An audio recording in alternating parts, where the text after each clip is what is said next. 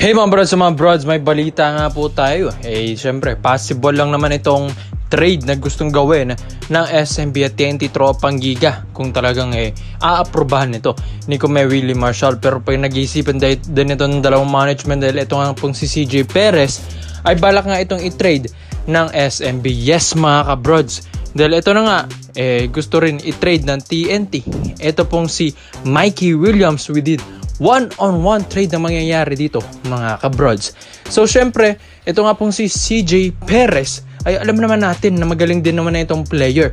Sa katunayan nga, yes, naka-gold sila ngayon sa ating Asian Games.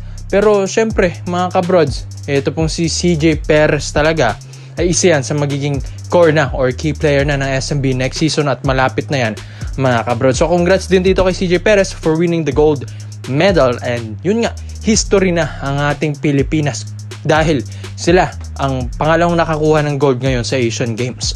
So ito nga yun mga kabrods, no?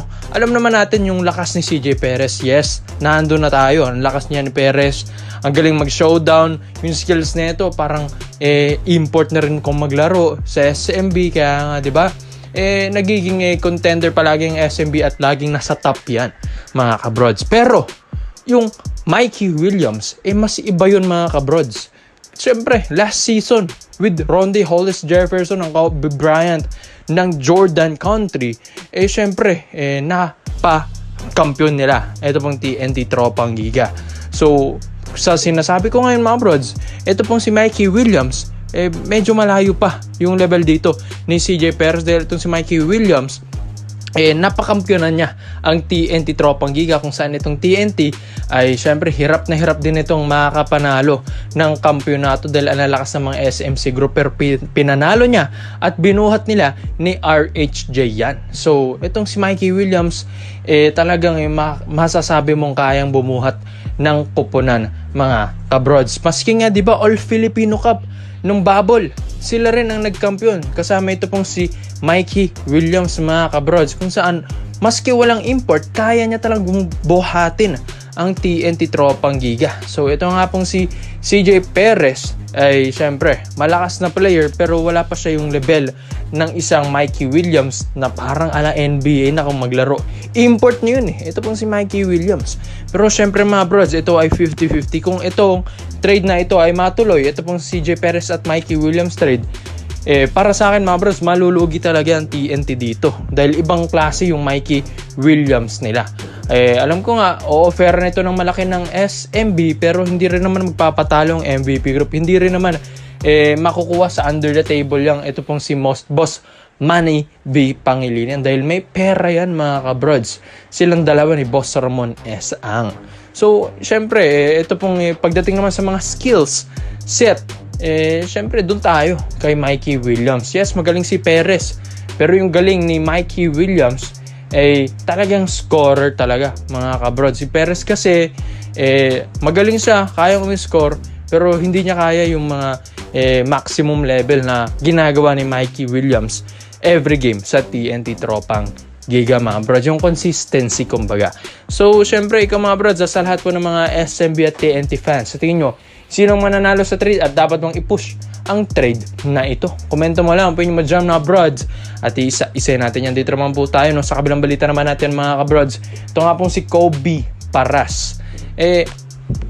Nakakapagtaka lang, wala pa rin itong pinaglalaruan na liga. Akala ko nga magpapadraft siya ngayong PBA Draft 2023 pero hindi naman siya sumali doon mga kabrods. So nakakagulat lang dito kay Kobe Paras bakit nag-off na siya ng basketball mga kabrods. Syempre marami namang mga teams na interesado rin kung itong si Kobe Paras ay magpapadraft talaga sa PBA pero hindi. Parang gusto niyang maghintay talaga ng mga offer overseas. Maski sa Japan, sa Taiwan, sa China or kahit ano pa namang Thailand, kahit anong mga liga dyan, parang mas gusto niya sa ibang bansa kung saan mas mataas ang sahuran mga kabrods. Pero hindi rin naman natin masasabi yun dahil itong si Kobe Paras, hindi rin natin alam kung nasa kondisyon ba ito or puro party.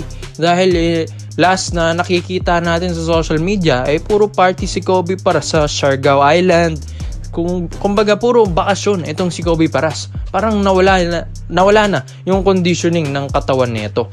Nakikita ko rin sa mga katawan sa mga Facebook page, mga social media post ng iba na tinatag si Kobe Paras na medyo pumapayat na itong si Kobe at hindi na rin ganun kamaskulado nung time na nasa Creighton pa ito. Pero ito mga brods, itong si Kobe Paras, may mga teams na gusto siyang kunin or huhugutin siya mga kabrods. Kumbaga ito ay magiging undrafted siya sa PBA para magawa lang at makuha siya dito sa koponan na ito. Itong Barangay Ginebra San Miguel ay balak nga makuha itong pong si Kobe Paras. Dahil kung natatandaan nyo, ito pong si Jeremiah Gray na injured nga ngayong PBA on tour. So prayers up nga talaga kay Jeremiah Gray. At ngayon, na ACL nga rin siya. So ito pong si Kobe Paras, ito ang gusto nilang kunin para sa pamalit na pwesto ni Jeremiah Gray. Mas malakas si Kobe para sa akin mga brods ha. Wala namang against kay Jeremiah Gray, pero sa akin mas malakas si Kobe. Yung confidence si Paras mas maganda, and syempre mas athletic ito pong si Kobe Paras at mas kaya niyang umiscore kay Jeremiah Gray. Kaya nga itong Ginebra, pinupush nila at gusto nilang gawin ng lahat makuha lang si Kobe Paras. May problema lang talaga, hindi kasi siya nagpa-draft or nagpalisman lang dito sa ating PBA Draft 2023. So sayang din mga brods, kaya hindi rin natin alam kung ano ang mga kombinasyon or mga under the table na bayaran dito sa Barangay Ginebra San Miguel. Makuha lang ito pong si Kobe Paras undrafted mga kabrods. So alam naman natin ang Barangay Ginebra, kayang-kaya nilang kumuha kahit sino pa yan. Boss Ramones ang one of the richest Filipino businessman dito sa atin sa Pinas, kaya kayang-kaya nilang kunin si Kobe Paras. Ang kaso nga lang, nire-reach out nila ngayon si Kobe Paras at tinitignan nila yung conditioning ng katawan ng manlalaro na ito. Kung ito naman ay mapunta dito at makasama siya sa team building or practice or ensayo ng Barangay Ginebra San Miguel at makitaan nila talaga ng conditioning ng katawan at potential si Kobe Paras, marami silang gagawin dyan mga brods. Para lang makuha ito pong si Kobe Paras sa kanilang lineup mga kabrods. At itong si Coach Tim Cone, alam ko mas tataas din ang level ng confidence neto. Yung confidence niya next season sa Commissioner's Cup dahil siya ang nanalo or ang Gilas Philippines ang nanalo sa Asian Games.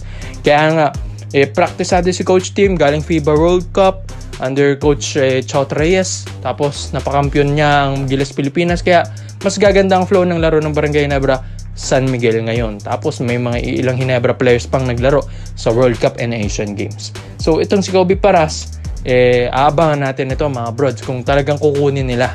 At abangan natin yung mga next steps ng Ginebra kung paano nila kukunin ang isang Kobe Paras. Ikaw mga brods, sa tingin nyo ba sa lahat po ng mga Barangay Ginebra fans, babagay ba ang isang Kobe Paras sa Barangay Ginebra San Miguel? Komento mo lang po yung mga brods at isa-isa natin yan. Salamat po sa panonood mga brods. This is Upper Data Dialect. Yun lang. I'm out.